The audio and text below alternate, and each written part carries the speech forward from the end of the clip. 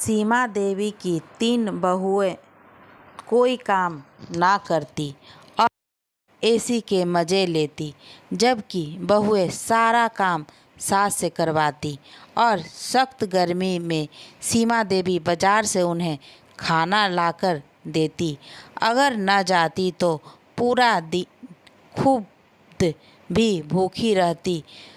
सीमा देवी बेटों से शिकायत करती तो वो कहते, माँ बुढ़ापे में चुप करके गुजारा करो। एक दिन सीमा देवी बहुत बीमार पड़ गई तो वो खाना ना ला सकी। बहुओं ने खाना मंगाकर खा लिया।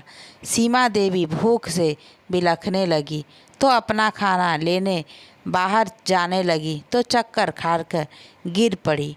वहाँ से बेटी गुजर रही थी। उसने माँ को देखा तो अपनी माँ को लेकर अपने घर चली गई। अगले दिन बहुओं के आपस में झगड़े होने लगे और जब घर का बंटवारा होने लगा तो उनके पैरों के नीचे से ज़मीन निकल गई।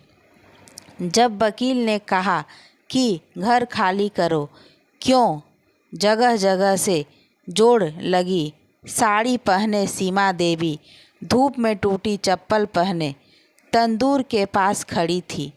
तंदूर वाले ने जब सबकी रोटियां पका ली तो उसे कहने लगा, जैसी मौसी जी अब आप भी आटा दे दे, मैं आपकी भी रोटी लगा दूं। मेरा काम खत्म हो चुका है। आज तो सूरज की तपिश इतनी थी कि जवानों की हालत खराब थी और 60 की सीमा देवी का तो पहले ही प्यास से गला सूखा हुआ था। छोटी बहू ने तो पानी तक उसे पीने न दिया था। कहने लगी, माँ पहले जाकर तंदूर से रोटियां लगवा कर ला दो, मेरे बच्चे भूख से बिलबिला रहे हैं। ये न हो कि तंदूर वाला भी तंदूर बंद करके चला जाए। सीमा देवी अभी तसला भर कर आटा गूंद कर ही हटी थी। सास से सास नहीं मिल रही थी।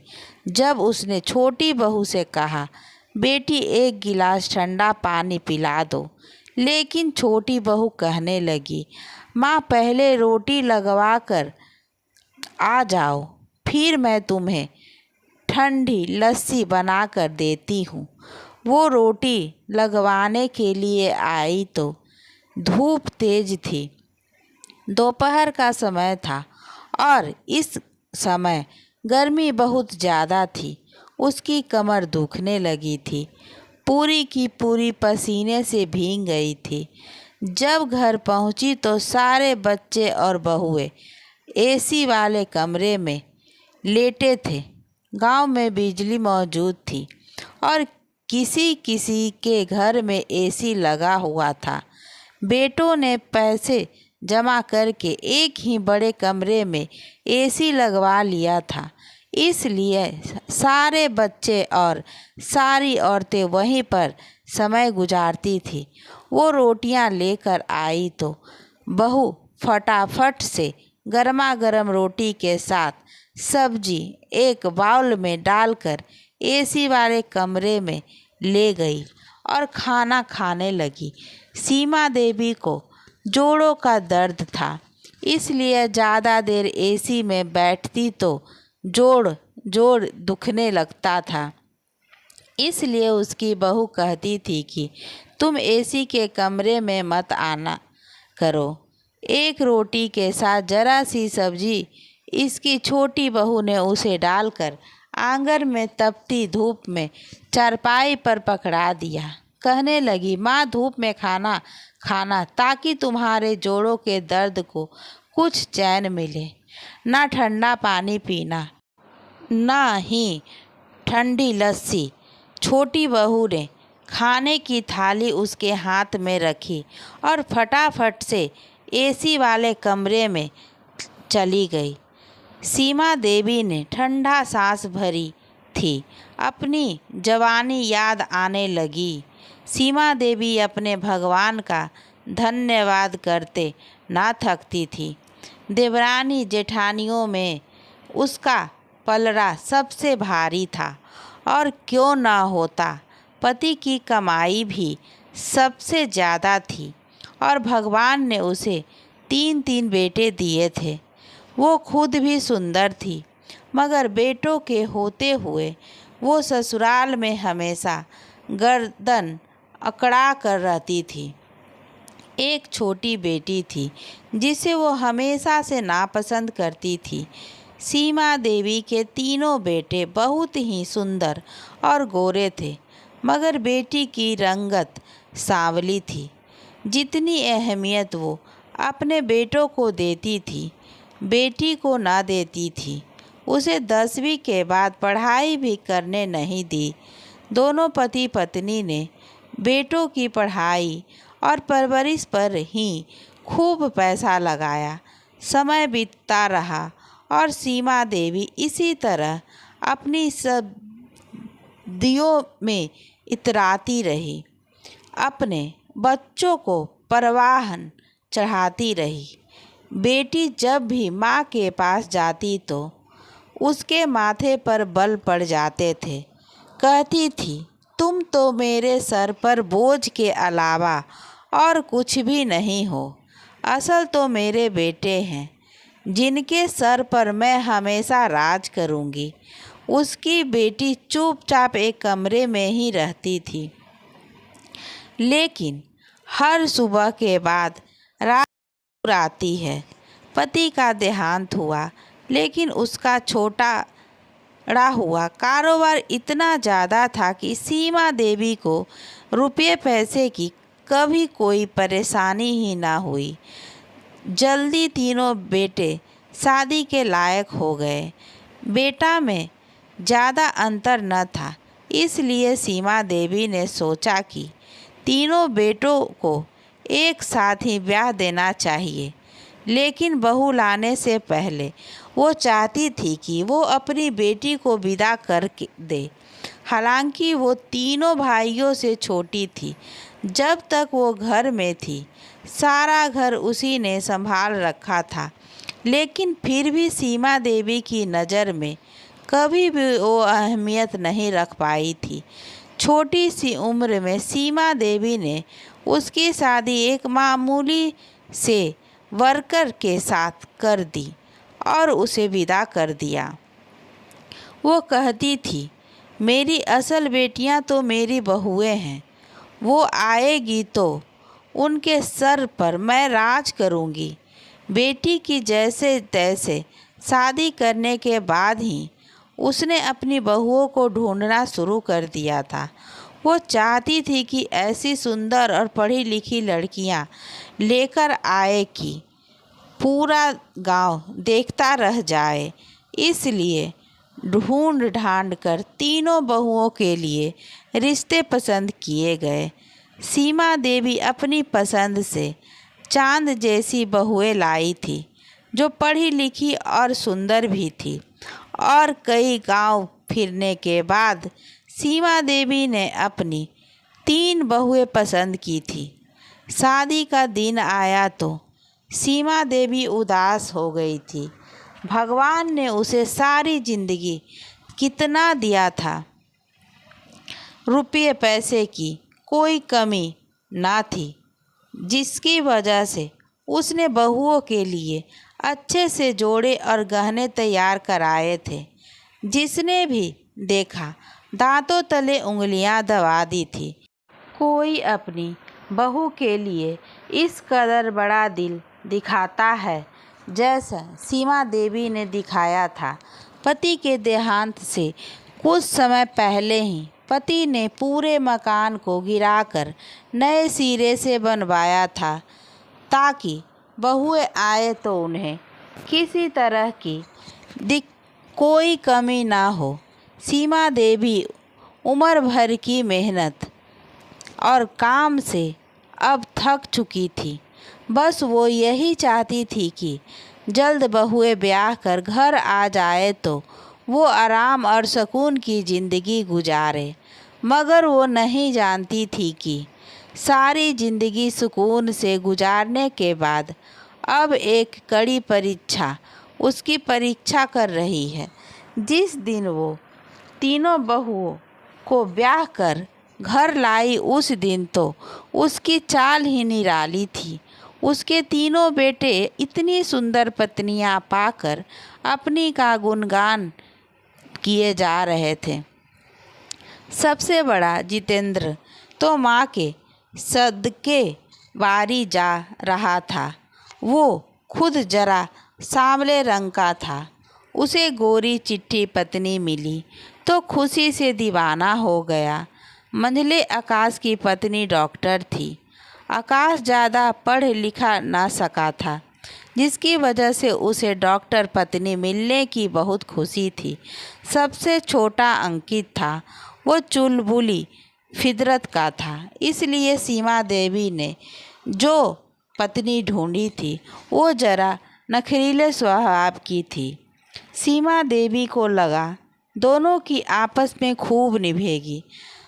तमाशा तो तब हुआ जब शादी के शुरुआती कुछ दिन गुजर गए और सब मेहमान अपने अपने घरों को रवाना हो गए।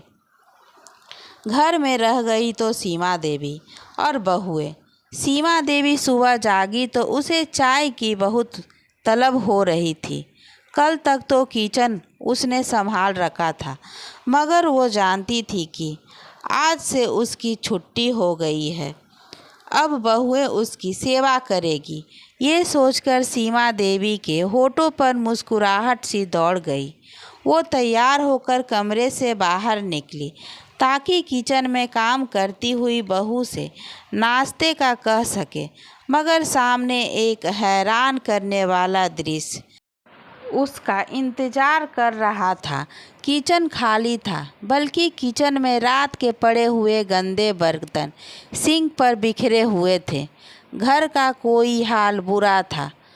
धूल और मिट्टी से अट्टा हुआ घर देखकर सीमा देवी को उबकाई सी आने लगी।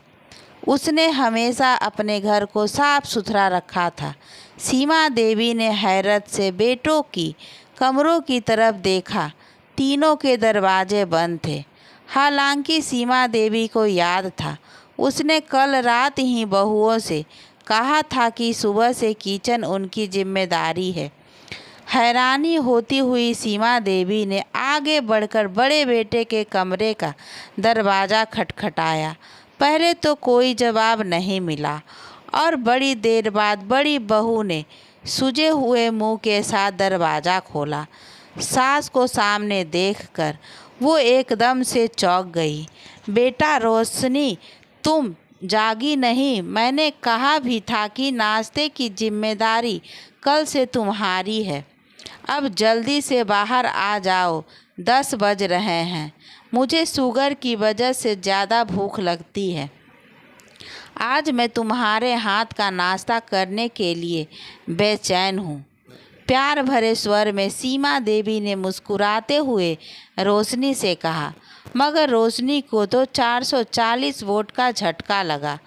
कहा, माँ नाश्ता बना दूँ, मगर मुझे तो खाना बनाना आता ही नहीं है। मैं तो पढ़ाई पूरी करते ही स्कूल में जॉब करने लगी थी और घर के काम काज के लिए काम वाली आती थी। आप मुझसे ये उम्मीद मत रखिए कि मैं तरह तरह के खाने बनाकर आपके सामने रखूँगी। आप चिंता मत करें, मैं जितेंद्र से कहूँगी, वो किसी काम वाली का इंतज़ाम कर देंगे। और प्लीज़ अभी जाकर सो जाए। मैं 1 बजे से पहले नहीं उठ सकती, बहुत थकी हुई हूँ। रोशनी ने धड़ से दरवाज़ा उसके मुंह पर बंद किया और अंदर चली गई। सीमा देवी हक्का बक्का दरवाजे पर खड़ी रह गई।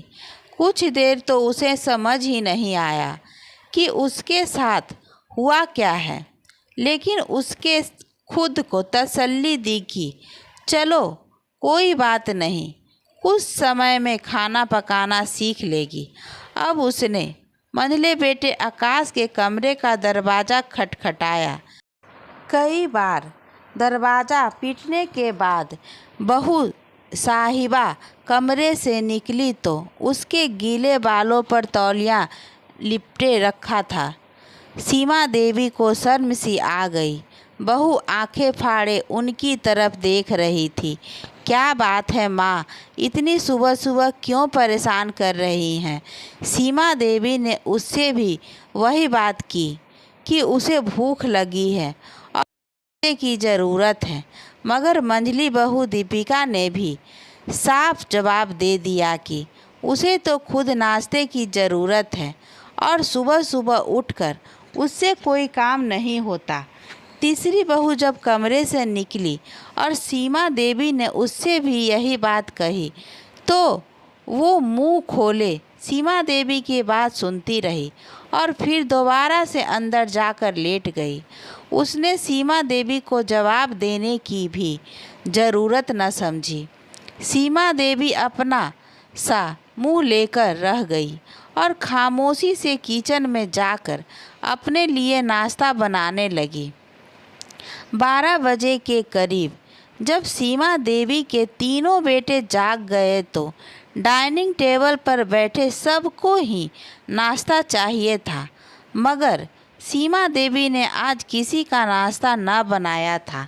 सीमा देवी ने जब बेटों से कहा कि अब बहुओं को किचन संभाल लेना चाहिए तो तीनों ही एक दूसरे की तरफ देखने लगे। फिर जितेंद्र कहने लगा, छोड़ो ना माँ, अगर उन्हें नहीं पकाना आता तो आप क्यों उन्हें मजबूर करती हैं?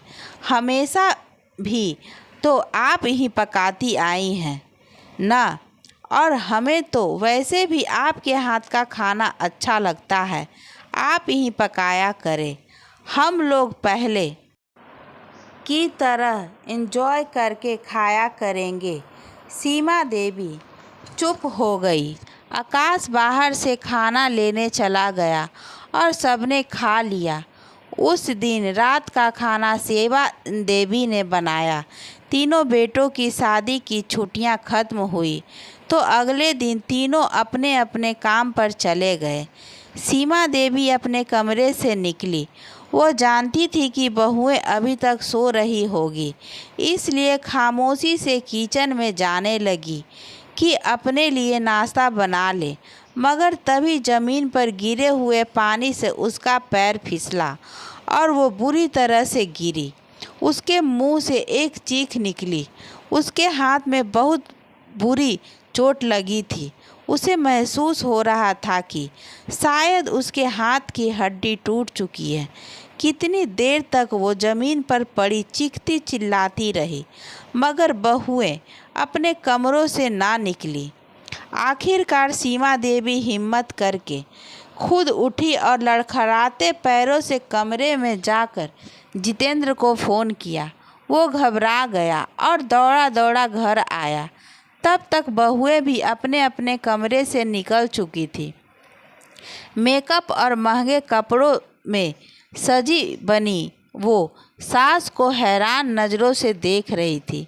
जितेंद्र माँ को अस्पताल ले गया और जब वापस लाया तो सीमा देवी के पूरे हाथ पर प्लास्टर लगा हुआ था।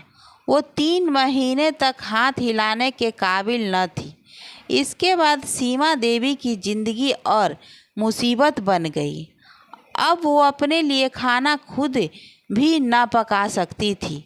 बहुओं को कहती तो वो सोच मचा मचा कर कमरे में जा घुसती और उसे सलाह देती कि खाना बाहर से मंगवा लिया करो। सीमा देवी बेटों से शिकायत करती, मगर सारे बेटे पत्नियों से डरते थे। उनमें से कोई भी अपनी पत्नी को मजबूर ना कर सका कि वो माँ के लिए खाना बना दिया करे। सीमा देवी की तीनों बहुएं पूरा दिन गर्मी गर्मी का शोर मचाती और एसी चलाकर उसी कमरे में सोई रहती। तंग आकर सीमा देवी ने बाहर से खाना लाना शुरू कर दिया। एक दिन सब ने छोटी बहू ने सीमा देवी को बाजार से खाना लाकर खाते देख लिया। बस फिर क्या था, उसने अपनी चिकनी चुपड़ी बातों से सास को मजबूर कर दिया कि वो उसके लिए भी बाजार से खाना ले आया करे। धीरे धीरे बाकी बहुएं भी इसी रास्ते पर चल पड़ी। अब सीमा देवी दिन के तीनों टाइम पास के ही होटल से खाना लाने लगी। कभी कभी वो सोचती तीनों बेटों की शादी इसलिए की थी कि ज़िंदगी सुकून से गुजरेगी, मगर वो नहीं जानती थी कि अब तक वो जो खुशियाँ भरी ज़िंदगी गुजारती आई थी, उसकी बहुएं आकर वो सब खुशियाँ भी बर्बाद कर देगी। उसका हमेशा साफ सुथरा रहने वाला घर हर समय धूल और मिट्टी से अटा हुआ रहने लगा।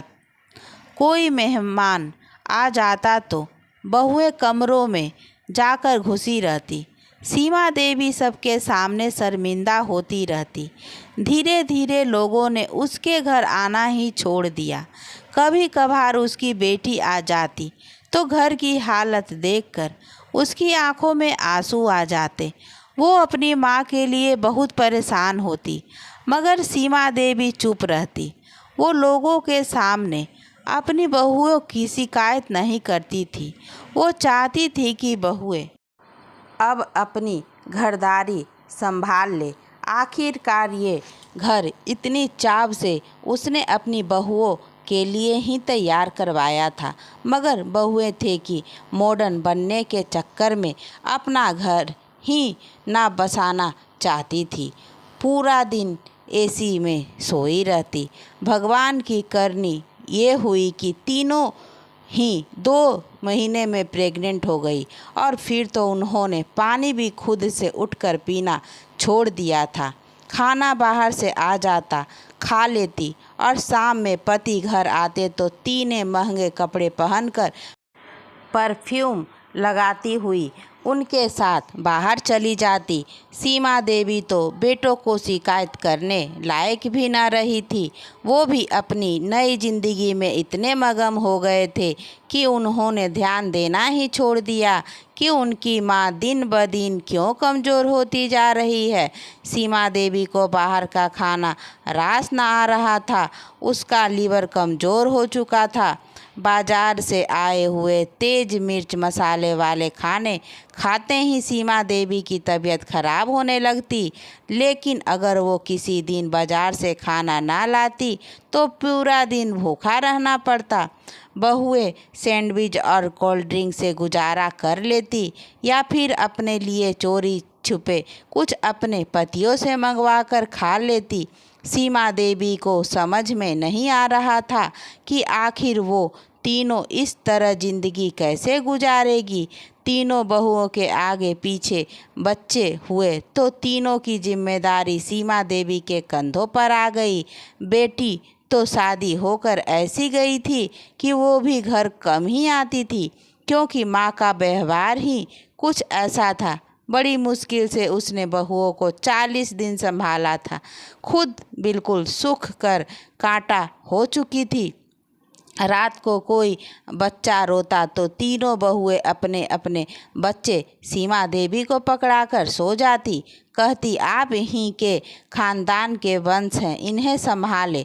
सीमा देवी की तो ये हालत थी कि लगता था कि उसकी परीक्षा कभी भी खत्म नहीं होगी। बच्चे कुछ बड़े हुए तो भी अब एसी वाले कमरे में सोने लगे। तीनों बेटों को जहाँ पहले माँ के घर के हाथ की रोटी पसंद थी, पत्नियों के आते ही तंदूर की रोटी ज़्यादा अच्छी लगने लगी। छोटी बहू दोपहर को पहले सीमा देवी से कहकर आटा गुथवाती, और जैसे ही आटे से वो फ्रीज होती तो वो उसे तंदूर भेज देती कि हमें तंदूर की रोटी की आदत पड़ चुकी है, हम वही खाएंगे। जब वो बेटे से शिकायत करती तो बेटे कहते, बस भी करो माँ, जब अपनी पसंद की बहुएं लाई थी तो हमने ऑब्जेक्शन नहीं किया था। अब आपको सुंदर भी चाहिए, पढ़ी लिखी भी चाहिए, और फिर आप चाहती हैं कि वो नौकरों की तरह काम भी करे। सीमा देवी को बेटी की याद आने लगी थी कि तुम्हारी बहन भी तो अपने पूरे ससुराल को संभालती है, घर के काम काज भी करती है। वो कहने लगे, तो है, फिर तो 10वीं पास हमारी पत्नियों की तरह हाई एजुकेटेड तो नहीं है ना माँ।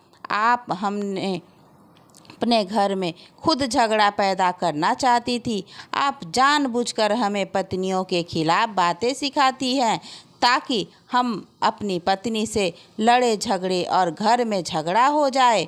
वो कहने लगी, मैं बस ये चाहती हूँ कि मेरी 3 बहुएं हैं, मुझे एक वक्त की रोटी ही बनाकर दे दिया करे। मैं थक जाती हूँ, रोज़ाना बाजार से खाना लेकर आती हूँ। वह कहने लगा, तो हम भी तो कमाते हैं, हमारी पत्नियां भी तो घर संभालती है, सब मिलकर करते हैं तभी तो घर चलता है। अब छोटे छोटे बच्चों के साथ क्या वो गर्मी धूप में जाकर खाना बनाएगी? क्या आपको अच्छा लगेगा कि सारा गांव आपकी बहुओं को देखे? आखिर पढ़ी लिखी लड़कियां हैं, ये काम तो नहीं करेगी ना। वो कहने लगी, हाँ, तुम्हारी पत्नियां पढ़ी लिखी है, ये काम करते हुए उन्हें शर्म आती है, इसलिए मैं अनपढ़ माँ ही तुम लोगों को इस काम के लिए मिली हूँ। गुस्से में आकर सीमा देवी ने बाजार से जाकर खाना लाना छोड़ दिया कि जब खाना नहीं आएगा तो बहुएं खुद घर का चूल्हा जलाएगी। लेकिन उसकी बहुओं ने भी कुछ नहीं पकाया, खुद तो वो मोहल्ले के बच्चों से खाना मंगवा कर खा लेती और भूखी सीमा देवी रहने लगी थी। कभी कभी तो भूख के मारे उससे चक्कर आने लगते। एक बार अपने लिए खाना लेने के लिए बाजार जा रही थी कि धूप और गर्मी की वजह से वहीं चकरा कर गिर गई। वहीं से उसकी बेटी गुजर रही थी। जब उसने अपनी माँ को ऐसे गिरा हुआ देखा तो अपने पति से कहने लगी कि मोटरसाइकिल यहीं रोको, मुझे लगता है ये माँ है। जब सीमा देवी की बेटी ने माँ की ये हालत देखी तो उठाकर उसे रिक्शे में बिठाकर हॉस्पिटल ले गई।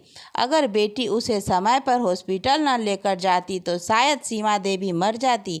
बेटी ने जब माँ की हालत देखी तो जैसे ही माँ को होश आया तो वजह पूछने लगी। पहली बार सीमा देवी बेटी के सामने फूट फूट कर रो रही थी और उसे सब कुछ बता दिया था। वो कहने लगी, माँ, आप मेरे साथ मेरे घर चले, वैसे भी मेरी सास अब छोटे देवर के साथ रहने लगी है। बेटी जबरदस्ती सीमा देवी को अपने घर ले गई और उसे घर की ताज़ा रोटी बनाकर दी। जिस बेटी को उसने हमेशा धुतकारा था वही बेटी आज अपनी माँ को संभाल रही है। और वो बेटे जिन पर उसे घमंड था वो तीनों ही पलटकर उसे पूछने के लिए नहीं आए थे कि आखिर उनकी माँ घर से बाहर अपने लिए खाना लेने गई थी तो वापस क्यों नहीं आई। शायद वो जान चुके थे कि वो अपनी बेटी के घर में है। लेकिन उसके बाद जो हुआ सीमा देवी सोच भी नहीं सकती थी। वो तीनों बहुएं जो आपस में बड़े प्यार और मोहब्बत से रहती थी, तीनों में लड़ाई झगड़ी होने लगे, बेटों में भी हाथापाई होने लगी। मोहल्ले वाले आकर सीमा देवी को उसके घर की खबरें देते थे कि तुम्हारे घर से हर समय लड़ने झगड़ने की आवाज़ें आती है। सीमा देवी ने जब बेटी से कहा कि मुझे घर वापस जाना चाहिए, कहीं तीनों बेटे एक दूसरे को मार ही न डाले, बेटी कहने लगी, जो होता है होने दे। जब उन्हें आपकी चिंता नहीं तो आप क्यों उनके बारे में जा रही है, छोड़ो उन्हें। लेकिन फिर एक पड़ोसी ने आकर बताया कि तुम्हारे घर का बंटवारा हो रहा है। उन्होंने वकील को वहां पर आते जाते देखा है। तीनों बेटे घर को बेचना चाहते थे ताकि अपना अपना हिस्सा ले सके। ये सुनना तो सीमा देवी को बहुत दुख हुआ। उसने तो कभी सोचा भी नहीं था कि पति का घर उसके बेटे ऐसे ही भी बेच सकते हैं। शायद उन्हें अपनी माँ के निकालने का ही इंतजार था। लेकिन उसके बाद जो खबर वकील ने आकर सीमा देवी को सुनाया वो उदास हो गई थी, क्योंकि उसके पति ने जायदाद का एक बड़ा हिस्सा पत्नी और बेटी के नाम किया था और बेटों को सिर्फ एक एक दुकान ही दी थी, जिसकी वसीयत तो वकील को देकर गया था। जिन दुकानों पर बेटे अपना बिजनेस का चालू कर रखे हुए थे, जिस घर को लेकर बेटे लड़ रहे थे, वो सीमा देवी के नाम था और ज़मीन बेटी के नाम थी। जब बेटों को ये पता चला कि मकान माँ के नाम है और वो जब चाहे उन्हें निकाल सकती है, तो तीनों बेटे माँ को लेने के लिए पहुँच गए और कहने लगे कि आपके बगैर घर सूना सूना लग रहा है। लेकिन सीमा देवी जान चुकी थी कि उन्हें माँ के नहीं मकान की फिक्र है। वो कहने लगी कि मेरी ज़िंदगी का तो कोई भरोसा नहीं है, इसलिए मैं ये मकान भी अपनी बेटी के नाम करना चाहती हूँ। ये सुनकर तीनों बेटे कहने लगे कि आप हमें बेघर नहीं कर सकती।